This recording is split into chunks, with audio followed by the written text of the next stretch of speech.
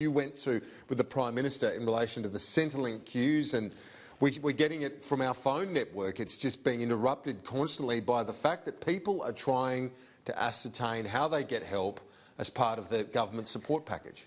Very sad couple of days in Australia with that story, hasn't it been, Kieran? So as tens of thousands rendered jobless continue to queue at Centrelinks every day, let's have a look at today's pictures of it if we can. The Prime Minister is essentially saying he will not go down the path of other countries and give money to businesses to hold people in their jobs until this crisis is over. Now, there are two main reasons from the government's point of view. I've spoken to several people in government over this past few days because there are plenty of people in politics and business who think this should be a live option. The government does not want to borrow hundreds of billions to do it, and they don't want to spend the 2 months they say it would take to create a new system to do it, to do this sort of wage guarantee which Boris Johnson has done, guaranteeing 80% of wages for those who have been temporarily, or we think temporarily, laid off by businesses. But the layoffs follow the shutdowns, and it will be a lot harder to get people back in the job than just to keep them in a job. There is another economic rescue package on the way from government, but it could be as much as 2 weeks ago. Look at those queues. Let's hear my exchange with the Prime Minister from earlier today. You keep using the word scalable to talk about economic measures.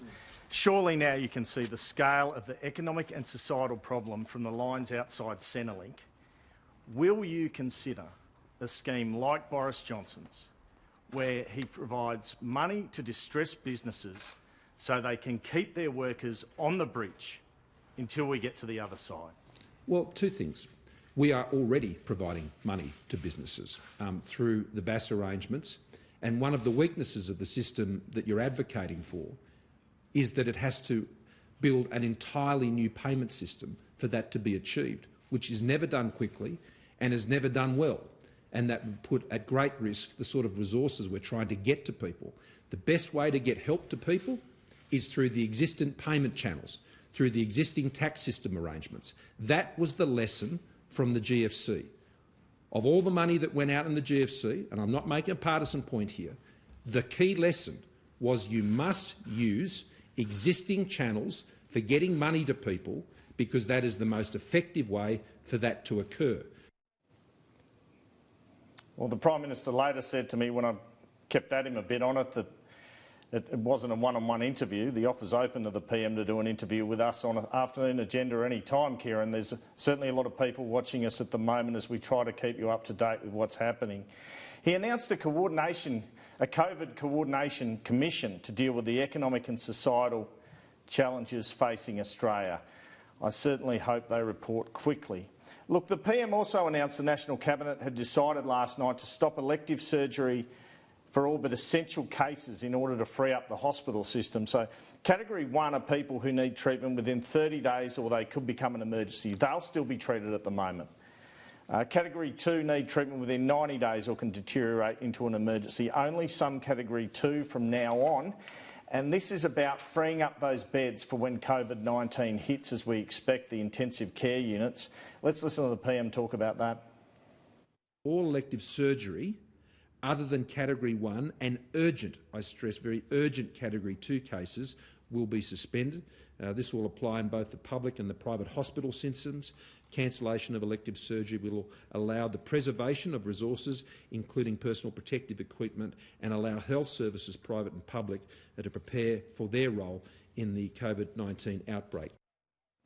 The Prime Minister there with Nev Power, who is going to head up that commission, the former Fortescue Metals chief. It is from that lineup. I think it's a really good lineup of individuals, including Greg Combet, which was another sign by Scott Morrison that through the National Cabinet and now through this commission, he's seeking to extend the olive branch, basically saying he's being the statesman. I'm going to be bipartisan. I think that works for him. Every time he does it, it certainly doesn't hurt you, Andrew, as Prime Minister, for Scott Morrison to be saying, let's get the best people. He's got Nev Power, David Thodey, Catherine Tanner, Greg Combet is part of that commission, which I think is interesting. But at the same time that's happening, we're seeing a bit more of a partisan tension between Mr Albanese and Scott Morrison. Mr Albanese out earlier in the day, the opposition leader, saying people need a leadership. Last night they got a list from Scott Morrison, not the leadership they need or the clarity they need. That's his argument. Yeah, well, last night we saw the Prime Minister announce stage 2 restrictions, as everyone knows, I hope, by now. I mean, at that time of night, not everyone was watching. So let's go through them again if we can. You know, we're talking about weddings of 5, funerals of 10, beauty salons shut, boot camps of 10, hairdressers limited to 30-minute appointments. Good luck with that. Stay at home if you can, and if you don't have to be at work. Don't gather at parties. Don't gather at barbecues. People need to obey these rules. Young people who work in retail, it's put to me, they're the kind of people who will be the next jobless if these rules aren't obeyed, and that curve of infection, spread, can't be stopped. Now, there's something very interesting if we can show the AHPPC advice from today, Kieran, in relation to the prospect of lockdowns. Read this. The next step, if required, is likely to be a carefully considered closure of all activity except essential industries and services. That's what the advice from the Chief Medical Officers this morning says. It then says, all states and territories are in agreement with the above position except Victoria, who expressed the desire for even stronger measures at this time. I guess we could see Victoria and potentially New South Wales go more quickly towards this lockdown situation where you would be required to stay at home except for grocery shopping, essentials, or if you absolutely had to travel to work. We've seen that in the UK. We've seen it in New Zealand. Let's hear Daniel Andrews kind of flag that from this morning. We are taking appropriate action, painful, difficult action, but it is exactly what is necessary to slow the spread of this virus. I want to tell all Victorians today there will be a stage 3. Now, that's not to be announced today. That's not yet determined, but it is coming. There will be a stage 3. The exact nature of those measures, the timing of that, when that occurs, I will stand here and I will very clearly and directly explain to every single Victorian what they need to do at that stage. And the PM was asked about this. Let's hear what he had to say about it. Ultimately, the National Cabinet is not a compulsory mechanism. That's not how our federation is built. It's not what our constitution provides for. It is, I think, the preference of all the National Cabinet that wherever possible they can move together and they can move together in a consistent way.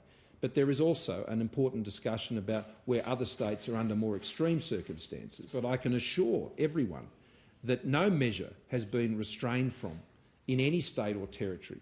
If any state or territory felt they needed to take those more urgent actions, then I know they would do it through the National Cabinet. Last night, Tony Abbott suggested on Sky News we lock down immediately, the former Prime Minister. Anthony Albanese, the federal opposition leader, he's also suggested tougher measures today. Let's hear from both of them if we can. I absolutely support stricter shutdowns and clear messages about them and a timetable of when things will occur. The government at the moment is making new announcements every day. We're probably 3 weeks behind Italy and we're probably 2 weeks behind Spain. And what we've got to do is try desperately to shut things down in the short term so that we never get into the diabolical situation that Italy and Spain are in. So why no lockdown straight away? Well, quite simply, I think Scott Morrison, the Prime Minister, wants to avoid that quick shock, that terrible hit to the economy. If this social distancing can work and we can flatten the curve, he wants to hold that off for a bit. Let's hear him explain the health and economic crises this has created from last night. This country is not dealing with one crisis. We're dealing with 2 crises. We're dealing with a health crisis that has caused an economic crisis. And I am very concerned about the economic crisis that could also take a great toll on people's lives, not just their livelihoods. the stresses that will put on families.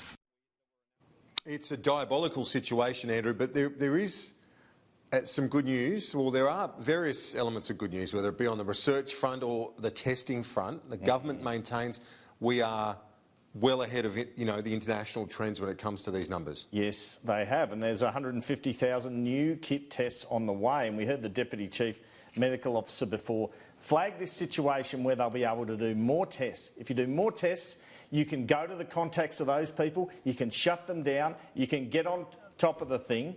So that is essentially where we're at. Now, what's been put to me, look, the majority of the 1,000 cases in New South Wales, for example, we were told this morning, are still people from overseas. But the rules at the moment were, if you're from overseas or you've been in contact with a COVID person, have symptoms, you get tested, otherwise you don't. What's been put to me is it's been relaxed more now to suspect cases because there's actually more community transmission. But the test kits coming in, more testing, hopefully will allow the government to get more on top of this health crisis, Kieran.